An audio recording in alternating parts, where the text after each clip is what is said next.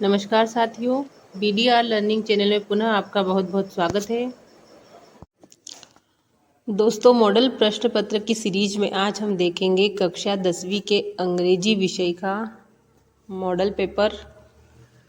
यदि आप कक्षा 10वीं के हिंदी और सामाजिक विज्ञान के मॉडल प्रश्न पत्र देखना चाहते हैं तो आप हमारे पिछले वीडियो में जाकर देख सकते हैं। साथ ही यदि आप अर्धवार्षिक परीक्षा के सभी विषयों के समाधान प्रश्न पत्र देखना चाहते हैं तो वो भी आप हमारे चैनल की प्लेलिस्ट में जाकर देख सकते हैं।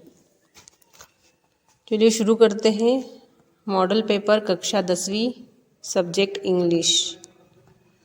इस पे क्वेश्चन नंबर 1 दिया गया है। Read the following passage and answer the questions below it, given below it.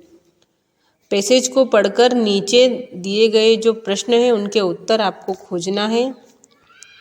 आपको पैसेज को ठीक तरीके से पढ़ना है। और पहला प्रश्न दिया गया है पैसेज का, what does discipline do for child.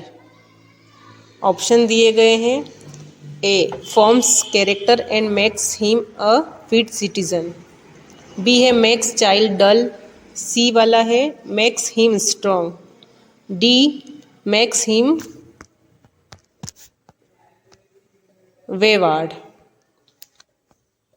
अगर आप पैसेज में देखेंगे तो यहाँ पर आपको मिलेगा ऑप्शन ए,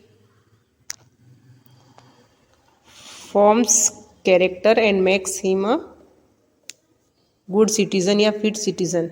ये आपको पैसेज से मिल जाएगा। डिसिप्लिन बच्चे के लिए क्या करता है? अनुशासन। तो अनुशासन बच्चे का चरित्र निर्माण करता है और उसे एक अच्छा नागरिक बनाता है। प्रश्न क्रमांक 2 या क्वेश्चन नंबर 2 है। 1 वाले का 2 है question number. What evils does a child pick up when he is allowed to do what he likes. विकल्प दिए गए हैं। Option A, make himself happy. B, catch cold and fall ill. C, becomes a wayward. D, develop discipline in him. इसका उत्तर हो जाएगा option B, becomes a wayward. उसे दिशाहीन कर देता है।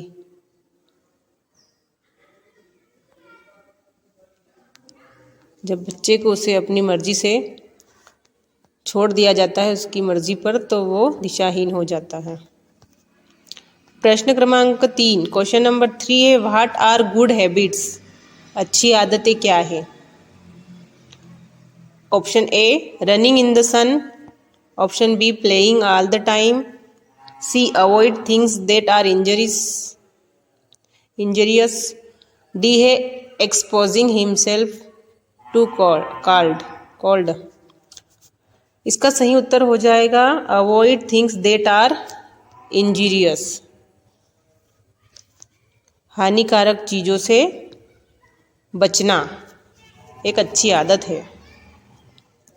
चौथा है, which of the following is the appropriate title for the above text. जो आपको पद्यांश दिया गया है ये, उसका एक अच्छा टाइटल क्या हो सकता है?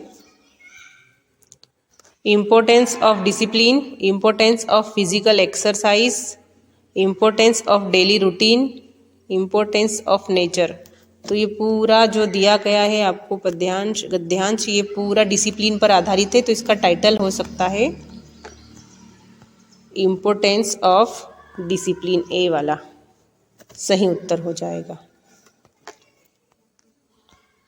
इसी का 5वां दिया गया है।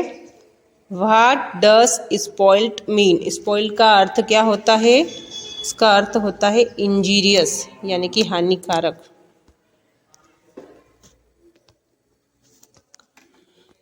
क्वेश्चन नंबर 2 में भी एक पैसेज दिया गया है। Read the passage and answer the following questions. आपको पैसेज को रीड करना है और जो क्वेश्चंस दिए गए हैं नीचे उनका आंसर लिखना है, आंसर ढूंढना है या लिखना है।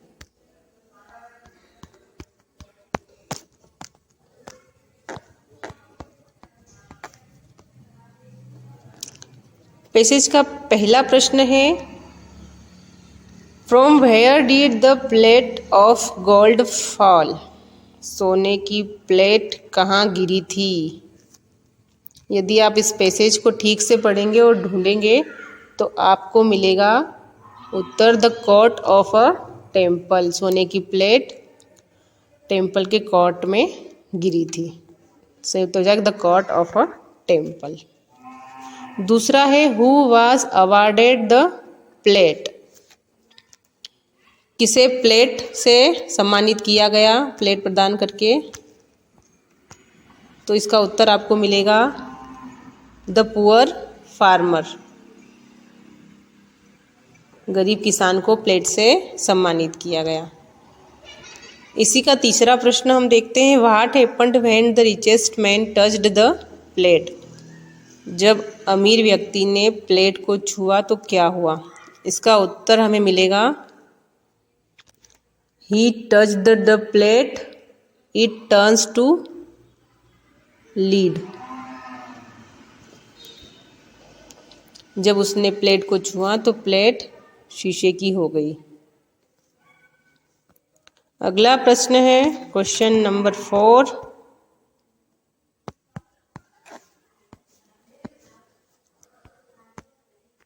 The noun from the verb invited is. Invited का अर्थ होता है आमंत्रित। इस शब्द का नाउन फॉर्म बताना है। इसका नाउन फॉर्म हो जाएगा इनविटेशन। इनवाइटेड का अर्थ होता है आमंत्रित और इनविटेशन का अर्थ होता है आमंत्रण।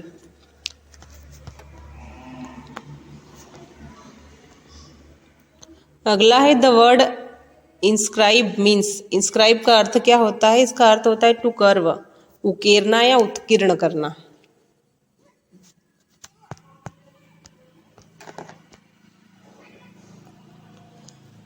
सेक्शन बी जो राइटिंग सेक्शन है उसमें भी आपको एक पैसेज दिया गया है जिसको रीड करके क्वेश्चंस के आंसर करने हैं। इस पैसेज पर आपको एक नोट बनाना है और इसका जो टाइटल है वो लिखना है। क्वेश्चन नंबर 4 पर आपको एप्लीकेशन लिखना है बुक बैंक की, और इसके अथवा में जो दिया गया है उसमें आपको अपनी फ्रेंड को बर्थडे पार्टी में इनवाइट करना है। क्वेश्चन नंबर 5 में ऐसे लिखना है। 4 टॉपिक दिए गए हैं आपको, value of games and sports, importance of English, science and man, freedom of press. किसी एक टॉपिक पर आपको 150 वर्ड्स में ऐसे लिखना है। क्वेश्चन नंबर 6 पर आपको पिक्चर दी गई है। इस पिक्चर को देखकर इस पिक्चर के ऊपर 75 वर्ड्स में पैराग्राफ लिखना है।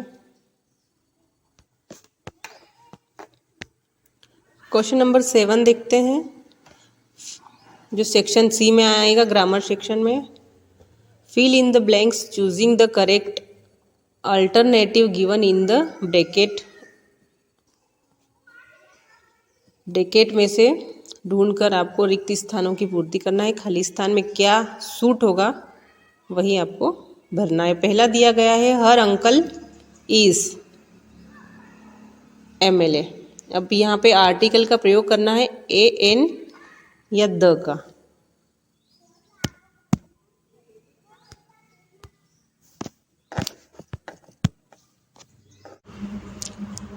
फर्स्ट क्वेश्चन का आंसर हो जाएगा अन, क्योंकि MLA में जब हम MLA को पढ़ते हैं तो वोवेल साउंड आता है, और जब वोवेल साउंड आता है तो हम एन का प्रयोग करते हैं। यदि यहाँ पर कॉन्सोनेंट साउंड आता तो हम ए का प्रयोग करते हैं। दूसरा है, his grandmother died cancer. From या फिर देन ऑफ, तो यहाँ पे आएगा फ्रॉम। उसकी दादी की मृत्यु कैंसर से हुई। जबकि देन का अर्थ होता है की तुलना में, और फ्रॉम का अर्थ होता है से। तो यहाँ पर से जो है वो फिट बैठता है, उपयुक्त है। तीसरा है the train had left the station before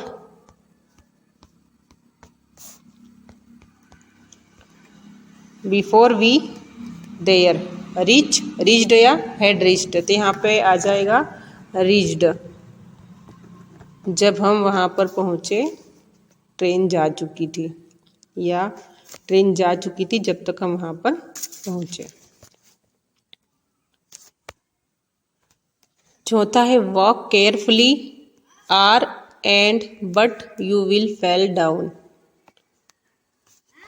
इस पे आ जाएगा आर, सावधानी पूर्वक चलो अन्यथा तुम गिर जाओगे, नीचे गिर जाओगे। एंड का अर्थ होता है और, अथवा या अन्यथा किंतु। तो यहाँ पर और का हम फील करेंगे। पांचवा है there are many much any flowers in the garden. There are many flowers in the garden. बगीचे में बहुत सारे फूल थे। वी शुड आउट टू या must respect to our elders. We ought to का प्रयोग नैतिक दायित्व के लिए किया जाता है। शुड का प्रयोग सलाह देते हैं जब तब किया जाता है, और मस्ट का प्रयोग होता है जिम्मेदारी के रूप में।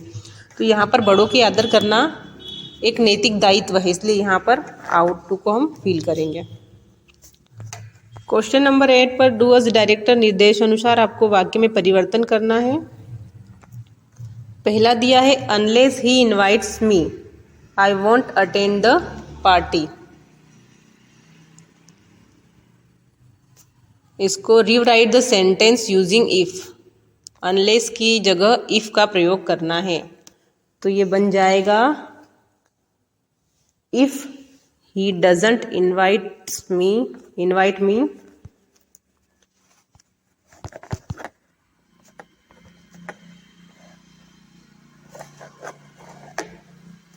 आई वॉन्ट अटेंड द पार्टी। जबकि वह मुझे नहीं बुलाता, मैं पार्टी अटेंड नहीं करूँगा। इसका हो जाएगा यदि वह मुझे पार्टी में नहीं बुलाएगा तो मैं पार्टी में नहीं जाऊँगा। दूसरा है they have made it change into past continuous tense. They have made it ये पास्ट इंडिफिनिट का टेंस है, सेंटेंस इसको पास्ट कंटिन्यूस में बदलना है। पास्ट कंटिन्यूस में बदलने के लिए हम सबसे पहले लिखेंगे सब्जेक्ट, दे सब्जेक्ट है। पास्ट कंटिन्यूस की हेल्पिंग वर्ब होती है वास और वर। सिंगुलर पर्सन के साथ वास, प्लूरल के साथ में वर।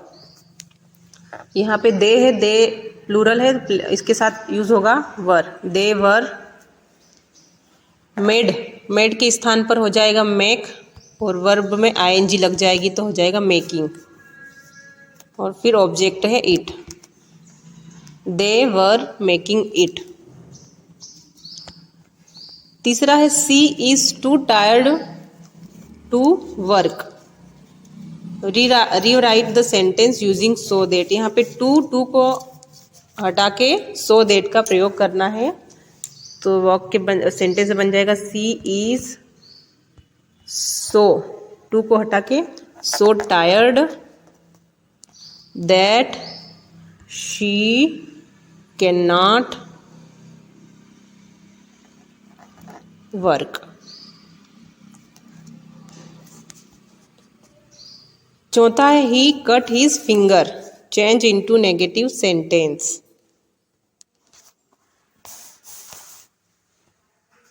इस वाक्य को नेगेटिव सेंटेंस में बदलना है। वाक्य हो जाएगा he did not. Past indefinite tense का ये सेंटेंस है, उसकी हेल्पिंग वर्ब जब नॉट का प्रयोग करते हैं तो डिड यूज करते हैं हेल्पिंग वर्ब के रूप में। He did not cut his finger. 5वां है Anuj is playing chess. Change into passive voice. ये एक्टिव वॉइस का सेंटेंस दिया गया है, इसे पैसिव वॉइस में कन्वर्ट करना है।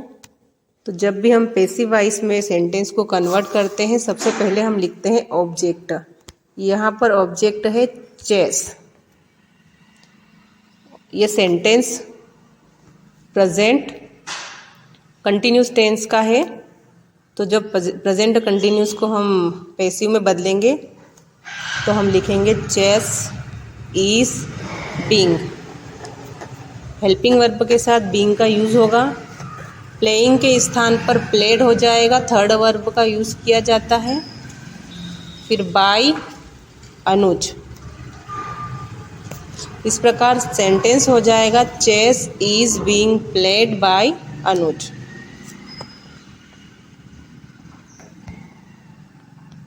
अगला है the boy is my best friend. The boy is standing in the corner. Combine the sentence using who. इस सेंटेंस में हु का प्रयोग करना है, तो सेंटेंस हो जाएगा the boy who is standing the corner. यहाँ पर हु लिखेंगे। The boy who is standing in the corner. फिर से द बॉय का यूज़ नहीं करेंगे और इज माई बेस्ट फ्रेंड हो जाएगा। पूरा वाक्य फिर से सुन लीजिए। The boy who is standing in the corner is my best friend. Question number 9 जो सेक्शन डी के अंतर्गत आता है, इसमें आपके टेक्स्ट बुक से रिलेटेड क्वेश्चंस पूछे जाएंगे। पहला है questions the bakers are known is in Goa age. Goa में जो बेकर है उनको क्या कहा जाता है, तो ऑप्शन बी पेडर कहा जाता है उनको। दूसरा है Lencho called post office employees as a. Lencho ने पोस्ट ऑफिस के कर्मचारियों को क्या कहा है। विकल्प में दिए हैं अ पैक ऑफ थीव्स चोरों का समूह, अ बंच ऑफ क्रूक्स बदमाशों का समूह, अ टीम ऑफ प्लेयर्स खिलाड़ियों का समूह, या D a group of actors अभिनेताओं का समूह। लेंचो पोस्ट ऑफिस के कर्मचारियों को बदमाशों का समूह कहता है, बी आपका सही उत्तर हो जाएगा। तीसरा है what food did the seagulls mother get for it. Seagull की माँ उसके लिए क्या लाई थी, कौन सा खाना लाई थी। ऑप्शन दिए गए हैं इंसेक्ट, क्रैब, प्रॉन या फिश। फिश सही उत्तर हो जाएगा। चौथा है Anne Frank called her diary. Anne Frank अपने डायरी को क्या कहती थी। एनी फ्रैंक अपनी डायरी को यंग गर्ल कहती थी, बी वाला सही उत्तर हो जाएगा। क्वेश्चन नंबर 10 में पैसेज को पढ़कर नीचे दिए गए प्रश्नों के उत्तर लिखना है। ये जो प्रोस है, ये अंश है आपकी पाठ्य पुस्तक के किसी चैप्टर से उठाया गया है, इसमें लिया गया है और इसी को पढ़कर आपको आंसर करना है। पहला क्वेश्चन है what was Valli's favourite pastime. Valli's का जो पास टाइम था फेवरेट वो क्या था। Standing at the front door, standing at the back door, standing at the park, standing at the balcony. A आपका सही उत्तर हो जाएगा। यहाँ पर लिखा हुआ भी है standing at the front door was beat us enjoyable. ये पास टाइम था फेवरेट वल्ली का। दूसरा है the source of unending joy for Valli was to watch. इसका आंसर हो जाएगा passenger. New set of passenger was a source of unending joy of Valli. Valli के लिए नए यात्रियों को देखना आनंदपूर्ण था, कभी न खत्म होने वाला आनंद था। तीसरा है the bus passed through her street each hour. ये ट्रू और फॉल्स में बताना है इसको, तो ये ट्रू हो जाएगा। यहाँ पे लिखा है it passed through her street each our.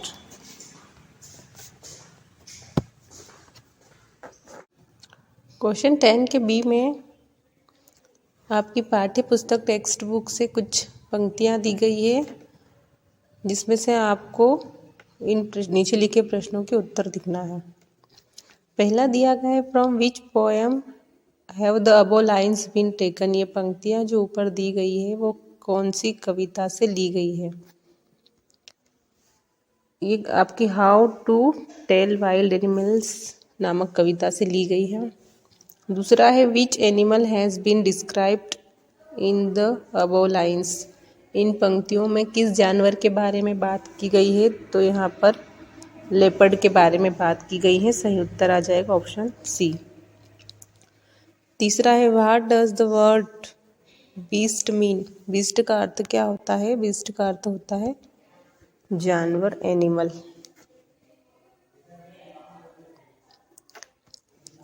आगे के सारे प्रश्न आपकी टेक्स्ट बुक से लिए गए हैं, आप इन्हें नोट कर लीजिएगा।